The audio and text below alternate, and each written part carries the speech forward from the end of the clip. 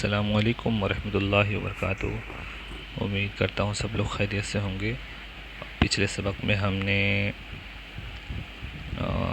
اقسام پڑھے نا، اقسام الصلاۃ پڑھے، انواع الصلاۃ، اور اس سبق میں، اس ویڈیو میں انشاءاللہ ہم شروط فرضیت الصلاۃ، نماز فرض ہونے کے شروط ہے نا، اس کے بارے میں پڑھیں گے، یعنی کس پر نماز فرض ہوگی، کون کون سے شروط اگر کسی انسان کے اندر پائے جاتے ہیں تو اس کے اوپر نماز فرض ہو جاتی ہے۔ تو کچھ شروط ہیں، وہ جب شروط پائے جائیں گے، 3 شروط ہیں کل، اور وہ تینوں اگر پائے جائیں گے تبھی جا کے کوئی انسان پر جو ہے نماز پڑھنا فرض ہوگا، ورنہ نماز کی فرضیت اس پر نہیں ہوگی۔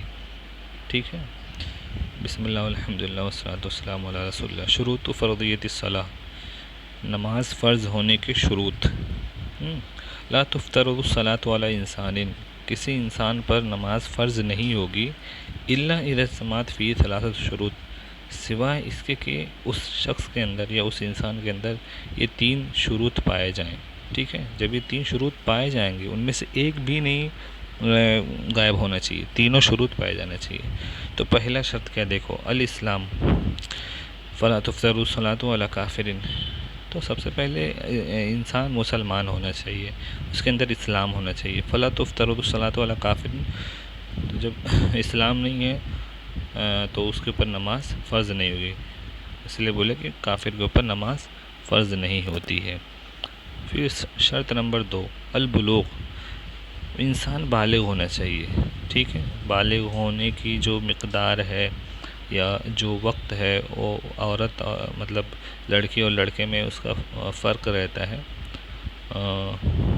لڑکوں کے بارے میں بتا دوں کہ لڑکوں کو جب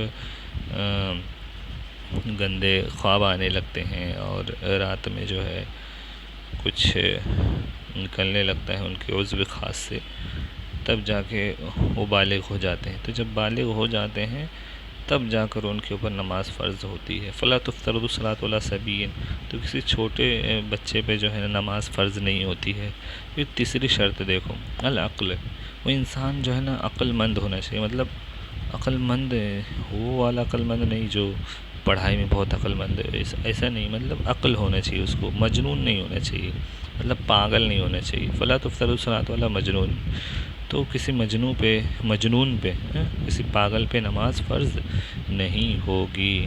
ٹھیک ہے، تو یہ تینوں شروط اگر پائے گئے، سب سے پہلے الاسلام ہونا چاہیے، پھر بلوغیت کو انسان پہنچ جانا چاہیے، چاہے وہ مرد ہو یا عورت، پھر عقل ہونی چاہیے اس کو۔ ٹھیک ہے، ینبغی للآباء والامہات، اب یہاں ایک الگ چیز بتا رہے ہیں کہ ینبغی، اچھا ہوگا، للآباء، جو باپ ہیں ان کے لیے، والامہات، اور ماؤں کے لیے، کیا اچھا ہوگا، یامروا اولادہم بالصلاۃ، کہ وہ اپنے بچوں کو نماز کا حکم دیں، یامروا یعنی حکم دینا، بالصلاۃ، نماز کا، کب، اذا بلغوا 7 سنین من عمرہم، جب وہ لوگ 7 سال کے ہو جائیں، ان کے بچے جب 7 سال کے ہو جائیں تو بہتر ہے کہ ان کے ابو اور امی جو ہے ان کو نماز کا حکم دیں۔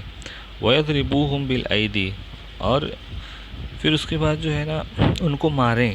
ٹھیک ہے، وَيَضْرِبُوهُمْ، وہ ان کو مارے، یعنی بچوں کو مارے، بِالْأَيْدِي، ہاتھ سے مارے، عَلَى تَرْكِ الصَّلَاةِ، نماز چھوڑنے پر، اذا بلغوا 10 سنین من عمرہم، کب، جب وہ لوگ 10 سال کے ہو جائیں تب۔ تو 7 سال کی عمر سے جو ہے حکم دینا شروع کر دیں، نماز پڑھنے جاؤ، نماز پڑھنے جاؤ، لیکن جب 10 سال کے ہو جائیں تو ان کو جو ہے مار کے نماز پڑھانا چاہیے۔ لیکن یہاں پہ بالایدی بولا گیا ہے، اس سے یہ سمجھ میں آتا ہے کہ سختی نہیں کرنا چاہیے، بلکہ ہاتھ سے 1-2 چماٹ مار دیے، جھاپڑ مار دیے تو اتنا چلے گا، لیکن ڈنڈے سے مارنا، راڈ سے مارنا یا کوئی اور چیز سے تکلیف زیادہ نہیں دینا ہے۔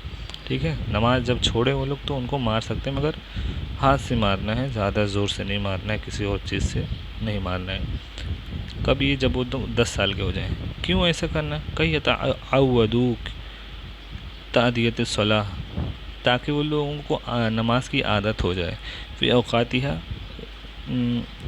نماز کے وقت میں، جب نماز کا وقت ہوتا ہے اسی وقت وہ نماز پڑھنے لگیں، ایسی عادت ہو جائے ان کی، اس لیے جو ہے اس طرح کرنا ہے، جب 10 سال کے ہو جائیں نہیں نماز پڑھے تو مارنا ان کو۔